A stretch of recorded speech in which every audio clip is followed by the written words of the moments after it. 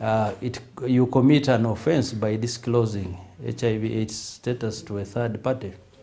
So that one might also have its own implication, because if you disclose the information, we know and yet we know that this up to date, even the policy in this country, we have HIV counseling and testing is voluntary. But then when you have a law which allows disclosure, that might be of a challenge. Yeah, civil society, we are working with all key partners, Uganda AIDS Commission, which of course is responsible for coordinating HIV/AIDS response in this country. Whatever we do as civil society, we would like to have it coordinated through the Uganda AIDS Commission. We have had discussions with the chairman of Uganda AIDS Commission, and he's very keen to ensure that we have got an appropriate law in place.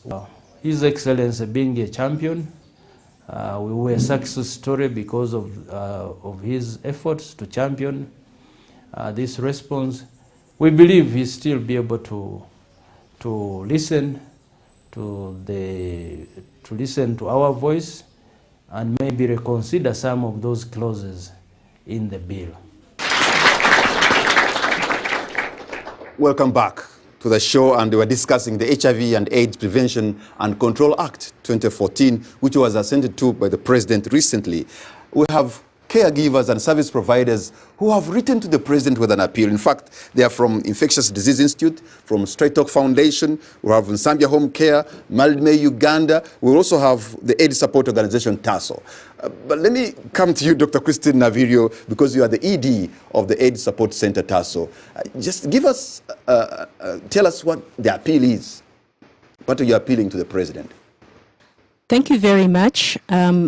I think I would start by emphasizing that there is a lot of effort that has been put in to bring out the good, as we have been discussing. That has been clear that there are clauses in there that are actually for the good, and the intention is for the good.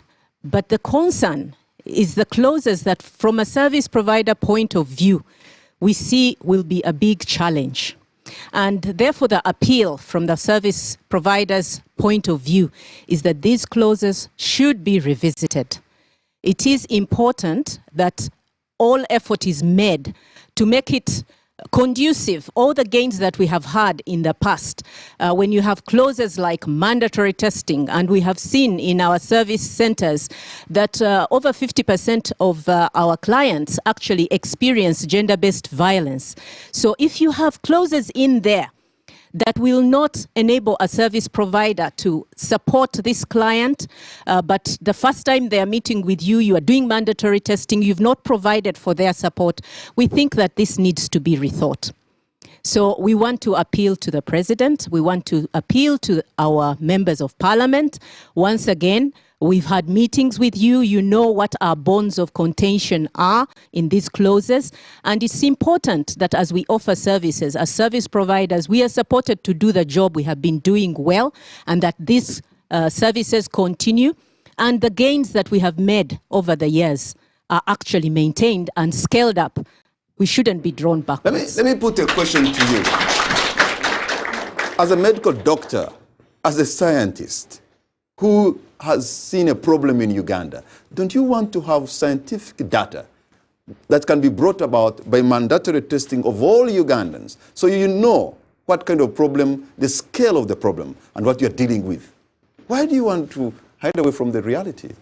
Actually, the provisions are already there. We have sero indicator surveys that have been done, and that's scientific. That gives us a feel of what it is out there.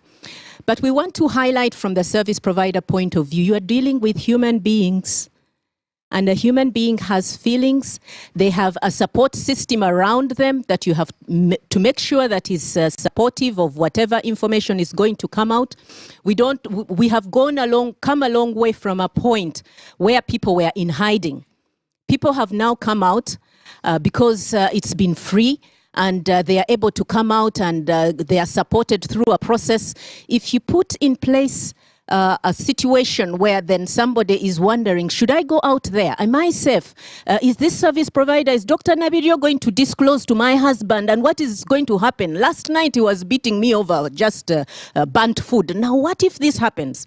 Okay, we've seen clients get tested and then, you know, pandemonium breaks out in the home. They are cast out of their homes, they are thrown out of their homes, they are separated from their children, they are beaten up, they are maimed for life.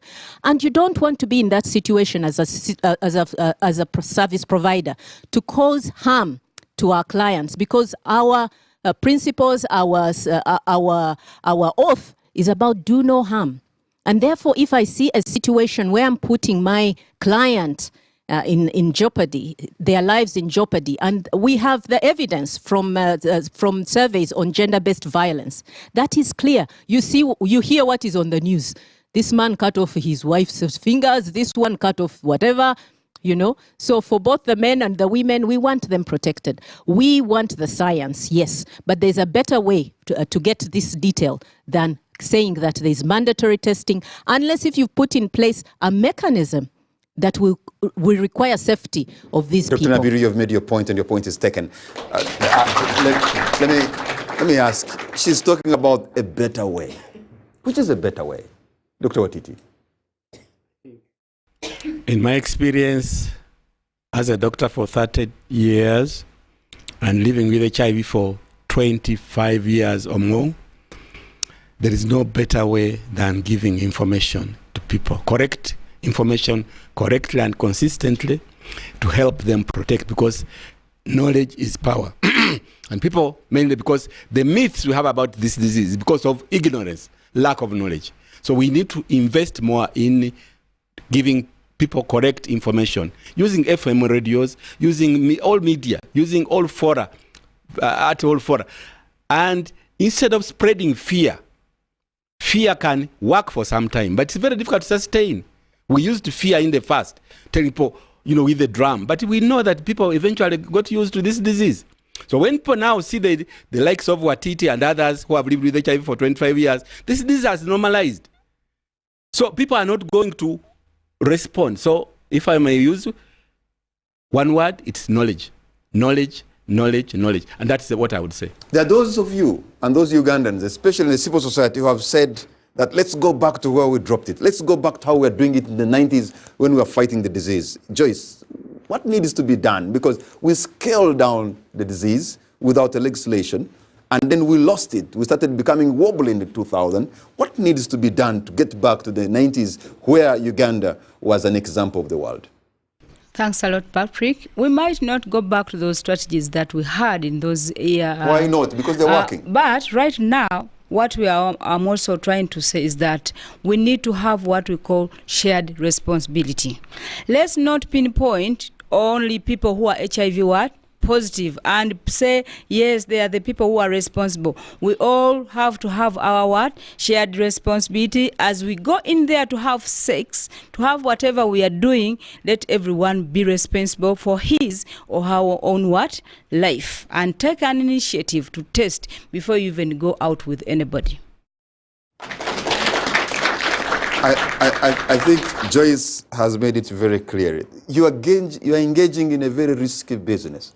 You've got to know their repercussions. So with all this literature around and all this kind of sensitization, every Ugandan, I'm sure by now, knows that getting involved into a sexual activity could come with a risk. So they should also have a responsibility of protecting themselves. So doesn't that also fall into the docket of civil society to take the message all over Uganda so that people can start, you know, getting tested without even being asked, and maybe using preventive methods, just like a second thought? I think that onus cannot fall on civil society alone. as she said, it's shared responsibility. So it's each and every one of us. It includes government. I mean, how many civil society organizations are there to manage a population, our current population? They're not as many, because we know that there have been funding constraints as well. So the reality is it's shared responsibility. That's the best word that you could have used to summarize it. It's each and everyone's responsibility. And it's actually government's responsibility as well to take the lead on that. Civil society is willing to do more, but there are also limitations as to how many civil societies are there and, you know, how much they're able to do. So the information, consistent, and also that knowledge gap always has to be improved. We know that the dynamics of HIV and AIDS have changed. You know, the age groups that are affected have changed. We also know that there are certain things that limit people from coming for testing.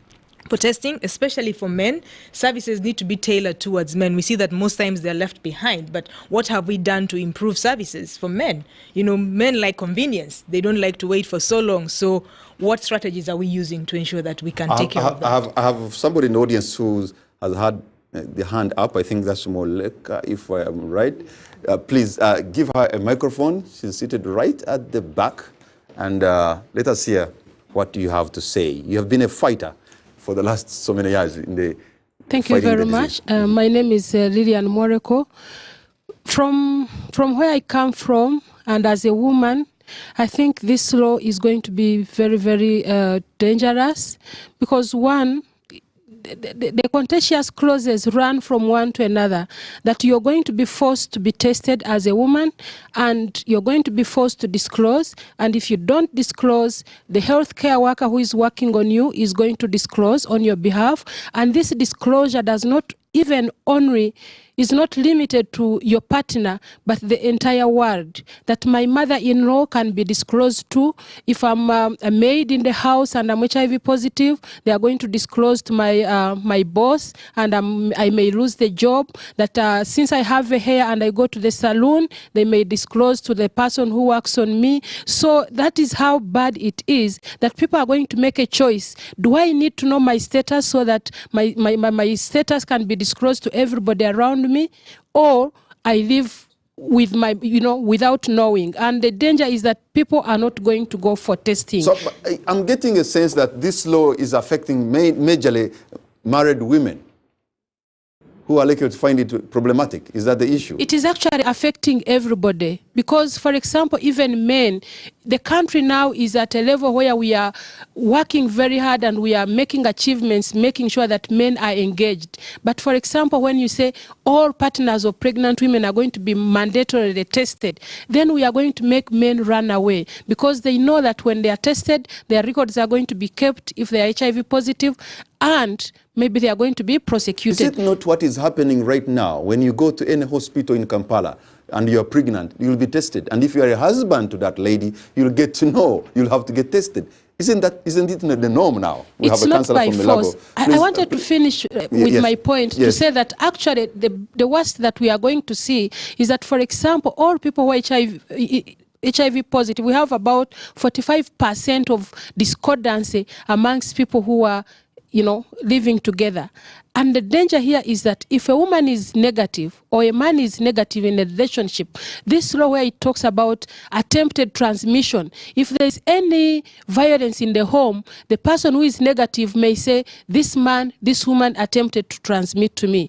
And these are dangerous clauses for us to have. It becomes in a discordant relationship. We have a councillor from Milago here. Please give her a microphone and we hear from them, because some of these issues, this is their fight. This is a fight for Uganda, but more so they are on the front line. Your name, and please make it precise and concise. Mori Rankori from Tasso. Yeah, we say it routine. The moment you use routine, for example, it is for counseling. If it is this mom, the mom knows that it's part of the procedure to get an HIV positive, an HIV negative baby. She knows when you go in, they test you to prevent your... So it's not something like you are going to be forced to test, but it's part of the routine, like your BP, like your high blood pressure, and like your general health. So that routine is embedded in all these questions. Yeah, it becomes a package. So this mother goes in smiling through the way. She's not stressed anywhere.